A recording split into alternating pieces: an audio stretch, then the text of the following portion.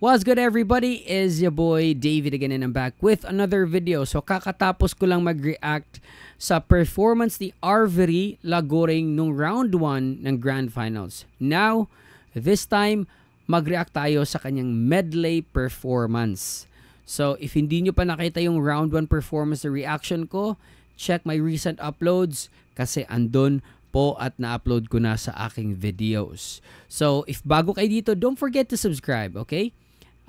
Be part of my 100,000 subscribers kasi malapit na po tayo mag 100,000 subscribers. Okay? So, silver play button. I want you guys to be part of that achievement because hindi ko yan ma-achieve kung hindi dahil sa suporta ninyo. So, please, if bago kayo, do subscribe and you can also follow me on my Facebook, on TikTok, and on Instagram. Okay? So, let's begin. With no further ado, let's go to the video.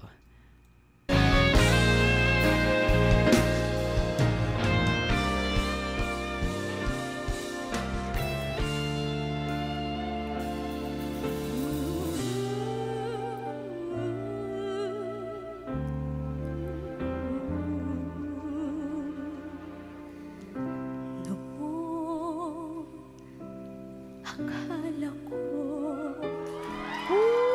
ang wagas na pag-ibig ay sa nobela lang matatagpuan at para bang kay hirap na paniwala. Ang galing ni Arvery, man.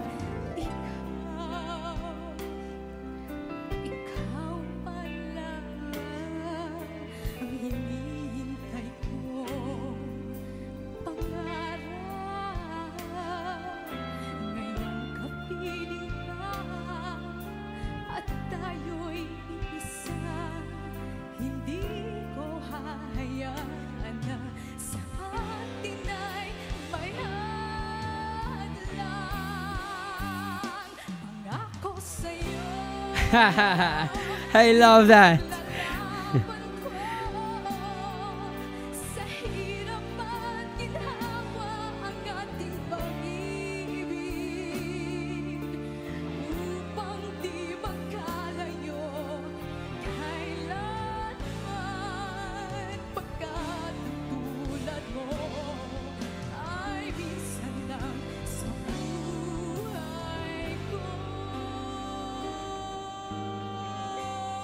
Ba't naririnig ko si ano sa kanya?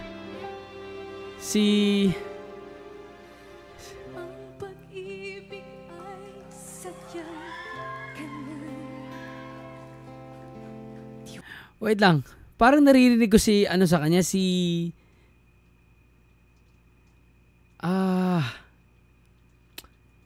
Beb, kitsa itong kuha ni Jaja, anak? Ariel? Dili. Ay, dili. Si Vina Morales.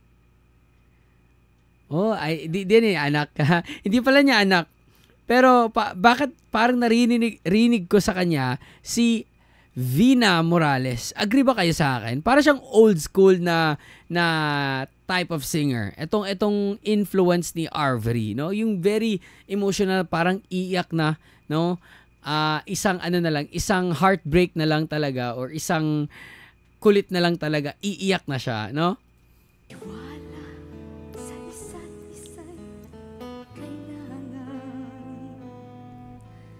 Dati mong pag-ibig wala akong pakialam.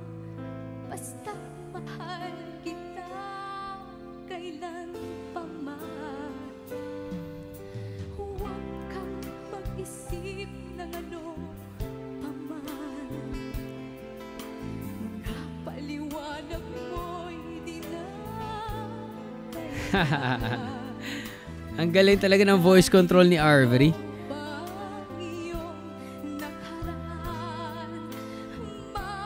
mamahalin kita maging sino ka man. Mahal kita pagkat mahal kita.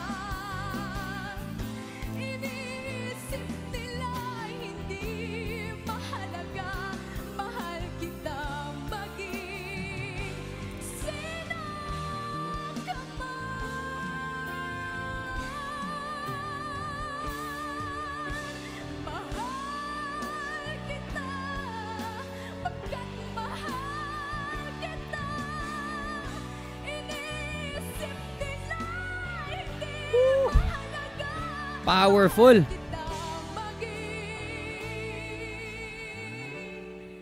sino ka man.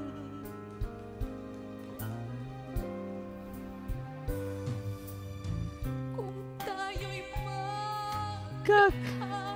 magkakaroon, ang tanging Gusto ko yung choices ng kanta.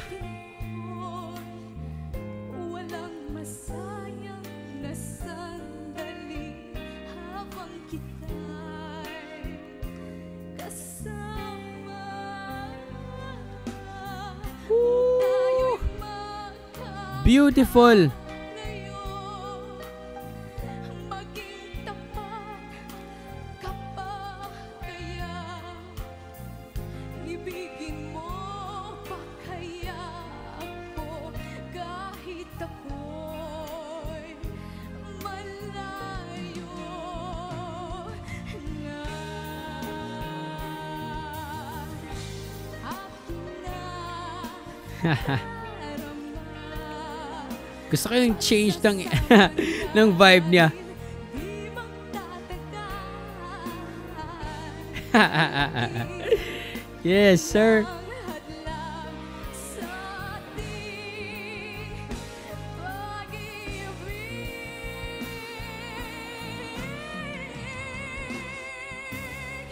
Kung tayo'y magkakalayo, maging tapat ka pa kaya, ibigin mo pa kaya ako kahit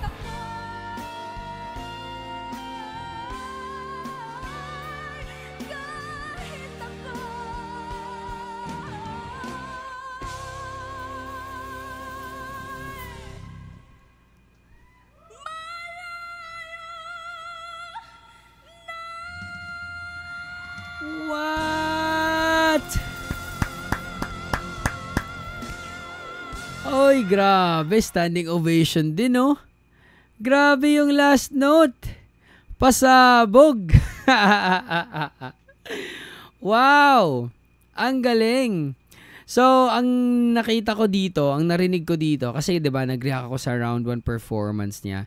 So, di ko naman masabi na she's that versatile kasi hindi ko naman nakita yung ano niya, yung mga regular na mga performances niya bago pa siya pumasok sa grand finals. Well, I'm going to say this, sa dalawang performance lang or dalawang performances na nakita ko, yung round 1 tsaka yung medley, ito yung masasabi ko, she's a one-dimensional singer. Pag sinabi natin one-dimensional singer, talagang isa lang yung forte niya. Para sa akin yung ganitong klaseng genre, yung forte niya, yung parang mala Vina Morales, Jaja Padilla, yung mga classic na mga diva dati, yung parang magaling mag-storytelling, no? Talagang iiyak ka talaga kapag narinig mo yung may emosyon talaga, may bigat yung boses, no? Tapos powerful pa yung ano niya, if you give her a song na that requires mga belt notes, kaya niya. Okay? And the voice control, nuances ng boses niya, man, unbelievable. Okay? Ang galing talaga niya. But siguro, if i-compare natin siya kay Carmel, Carmel is more versatile though, no? Para sa akin Carmel is more versatile. Marami siyang pinakita, kahit sa isang kanta lang, maririnig mo talaga yung mga influence at yung mga styles na in-incorporate niya sa isang kanta or isang performance lang. So that's why I think yung edge ni Carmel over kay Arvery, no?